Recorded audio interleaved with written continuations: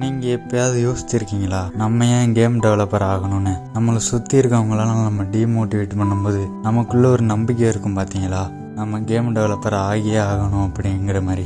அதுக்கு முக்கியமான காரணம் என்னன்னு எப்போயாவது யோசித்து பார்த்துருக்கீங்களா? அதுக்கான காரணம் என்னவா இருக்குன்னு எப்போயாவது நீங்கள் யோசித்து பார்த்துருந்தீங்கன்னா நான் சொல்ல போகிறது உங்களுக்கு புரியும்னு நினைக்கிறேன். ஆனால் அதுக்கு முன்னாடி நீங்கள் இப்போ தான் கேம் டெவலப்மெண்ட்டுக்குள்ளே என்டர் ஆகுறீங்கன்னா நான் சொல்ல போகிற விஷயங்கள்லாம் உங்களுக்கு ரொம்ப யூஸ்ஃபுல்லாக இருக்கும்னு நினைக்கிறேன். அதில் மொதல் விஷயம் என்னன்னு பார்த்தீங்கன்னா, நீங்கள் தனியாக இருக்க பழகிக்கணும். ஏன்னா எல்லா நேரத்துலையும் யாரும் கூட இருக்க மாட்டாங்கன்னு உங்களுக்கு தெரியும். அதனால் தனிமையாக இருக்க பழகிட்டீங்கன்னா உங்களுக்கு அது ஒன்றும் பெரிய விஷயமாக தோணாது.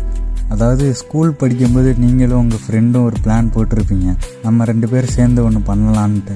ஆனால் அதை நீங்கள் வளர்ந்துருக்கும்போது மெச்சூரிட்டி ஆனதுக்கப்புறம் நம்மளை சுற்றி இருக்கவங்கலாம் போயிடுவாங்க. ஆனால் நமக்கு மட்டும் அந்த விஷயம் பிடிச்சிருக்கும். அதுதான் இந்த கேம் டெவலப்மெண்ட்டில் இருக்கிற அதுதான் நமக்கு ஒரு கேம் டெவலப்மெண்ட்டில் ஒரு ஈர்ப்பு உருவாக்குதுன்னு நான் சொல்லுவேன். மற்றவங்கள்லேருந்து நம்மளை அது யூனிக்காக காமிக்குதுன்னு சொல்லலாம். ஏன்னா கேம் டெவலப்மெண்ட்டுங்கிறத யாரும் அதிகமாக பண்ணுறதில்ல, பண்ணவும் முன் வர மாட்டாங்க.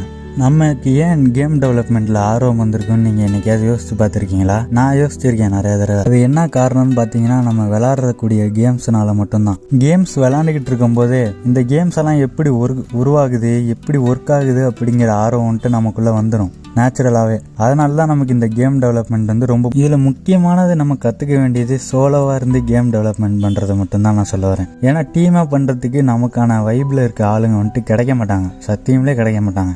உண்மையான விஷயம். நம்மளை டீமோட்டிவேட் பண்ணுறதுக்கு தான் இங்கே நிறைய பேர் இருக்காங்களே தவிர நீ பண்ணுறா பார்த்துக்கலாம் அப்படின்னு சொல்கிற மாதிரி யாருமே கிடையாதுன்னு தான் உண்மையான விஷயம். சோலோவாக இருந்தால் மட்டும் பெரிய கேமெல்லாம் பண்ணிட முடியும்னு நான் சொல்ல வரல. நீங்கள் வந்துட்டு தனியாக இருக்க பழகிக்கங்க அப்படின்னு தான் நான் சொல்ல வரேன், வேற ஒன்றும் இல்லை. உங்களுக்கு கேம் டெவலப்மெண்ட்டில் ஆர்வம் இருந்ததுன்னா நீங்கள் அதை கைவிடவே மாட்டீங்க.